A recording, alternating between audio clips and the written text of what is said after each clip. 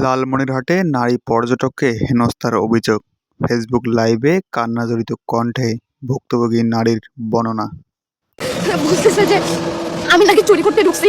আমি এখন আছি বাংলাদেশের একটা খুব প্রত্যন্ত এবং শিক্ষার যে অবনতি বা হচ্ছে যে শিক্ষা যে মানুষের কত প্রয়োজন, ভদ্রতা যে মানুষের কত প্রয়োজন, সেগুলো আসলে এখানে না আসলে হাড়ে হাড়ে জানতে পারতাম না। আমরা শহরের মানুষ কখনোই বুঝি না। আমি লালমনিরহাট পার হয়ে মহেন্দ্রনগর বাজারের পরে একটু পরে আছি, যাবো উদ্দেশ্য করি।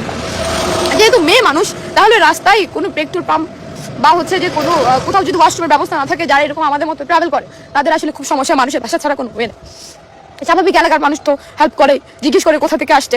আজকে এমন একটা ঘটনা সাক্ষী হলাম, আমি নিজে বিশ্বাস করতে পারছি না। আমি আসলে খুব স্ট্রং না হলে ধরুন উদ্যোগ কখনোই নিতাম না, কিন্তু নিজেকে একটু স্ট্রং ভাবে হচ্ছে তৈরি করছি। ঠিক সেম একটা বাসায় যাওয়ার পরে এমন একটা ঘটনা ঘটলো, লিটারালি ওই একটা লোক ওয়াশরুম থেকে বের হওয়ার পর, ওদের তো ওয়াশরুমগুলো বাড়ি থেকে একটু দূরে থাকে, ওয়াশরুম থেকে বের হওয়ার পর সে লিটারালি গায়ে হাত দিতে চেয়েছিল। অলরেডি দিয়েও ফেলছে, এটা মিথ্যা কথা বলার কিছুই নাই। আমার জাস্ট কাছে কিছু ছিল না প্রোটেক্টিভ, যেন আমি প্রোটেক্ট করতে পারি না। আমার গায়ে যখন হাত দিয়েছে, আমি জাস্ট হচ্ছে যে ধাক্কা দিয়ে ওখান থেকে চিল্লা বের হয়ে আসছি। যেহেতু হচ্ছে ওয়াশরুমার হচ্ছে বাসা ওদের একদম কাছাকাছি, একটু দূরে।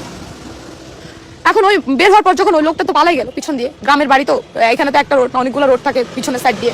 এখন ওই মহিলাটা হচ্ছে ওনাকে চিনে। আমি যখন হচ্ছে যে বের হয়ে জিজ্ঞেস করলাম যে এই লোকটাকে, কে এই লোকটা, বা হচ্ছে যে এলাকার কিছু মানুষ যখন জড়ো হয়ে গেল, মানে ওরা জাস্ট সাইকো, লিটারালি সাইকো। মানে ও ইনফ্যাক্ট হচ্ছে যে ওই মহিলাটা বলতেছে ওই লোকটাকে চিনে না। তারপর হচ্ছে যে ওরা সবাই জড়ো হয়ে বুঝতেছে যে আমি নাকি চুরি করতে ঢুকছি। মানে ভাঙা একটা বাড়ি, বাজে একটা ওয়াশরুম, যেখানে আমি আমার ছোটবেলা থেকে কখনো মানে এরকম পরিবেশে বড় হয় নাই। শুধুমাত্র যখন আমি গ্রামের পরিবেশে যে আমার না এটা খুব হচ্ছে যে খুব ভালো লাগে, মানে হচ্ছে যে ওদের জীবনযাপন, আমার সাধারণ জীবনযাপন নিজের কাছে খুব ভালো লাগে। তাই এই ধরনের অসুবিধাগুলোকে মানায় না। কিন্তু ওরা লিটারালি আজকে আমাকে চোর বলে সম্বোধন করলো। আমি নাকি হচ্ছে আসছি চুরি করতে। মানে মূর্খতা একটা যে কত বড় বিষয়। বাংলাদেশে শিক্ষা খাত খুব দরকার। আমার মানে এখন নিজেরই ভয় লাগছে যে এই রোড দিয়ে, মানে আমি এই রোড দিয়ে হচ্ছে কুড়িগ্রাম যাবো। আমার